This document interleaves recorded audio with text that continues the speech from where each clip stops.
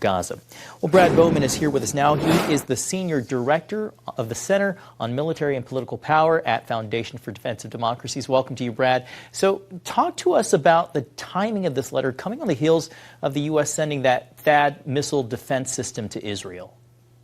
Yeah, no, the letter came just a short time after the Biden administration's announcement that it was going to be sending this terminal high altitude area defense system to Israel to help protect it against yet another Iranian ballistic missile barrage.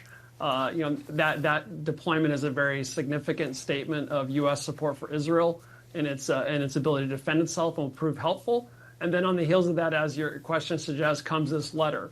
This is a sweeping letter that is quite specific. And in terms of the broader timing, we have to be honest, we're in a presidential year. And the Biden administration is trying to do two things at the same time. They're trying to provide Israel the means of self-defense.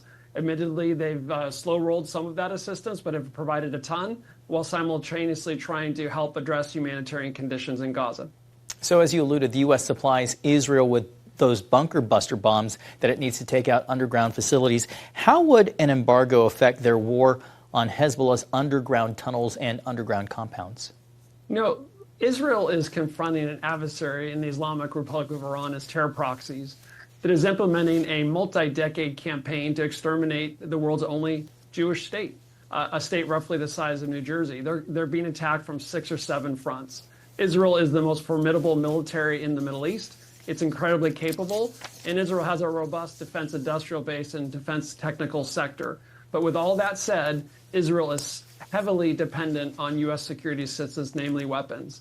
And so the goal of terrorist groups like Hamas and Hezbollah is to use human shields and use humanitarian suffering as a tool of political warfare to try to deprive Israel of the means of self-defense for the ultimate purpose of exterminating the Jewish state. It's as simple as that, and what we're observing is part of that. Do you see any likelihood that the U.S.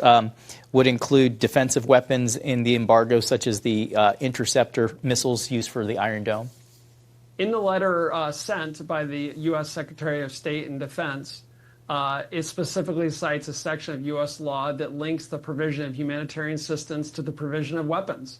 So the statute is there, and they're threatening to use it if some of their demands are not met. So this is very, very serious. This, I would say, is not unlike your best friend being surrounded by 6 or 7 bullies on the playground, getting kicked, and then you come up and instead of giving your friend a hand up, you join the kicking. This is not too far from that. So this is quite extraordinary.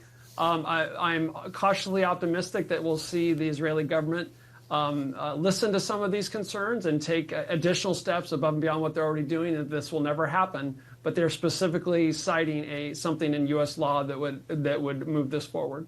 All right, Brad Bowman with Foundation for Defense of Democracies. Thank you so much for your time and your insights tonight.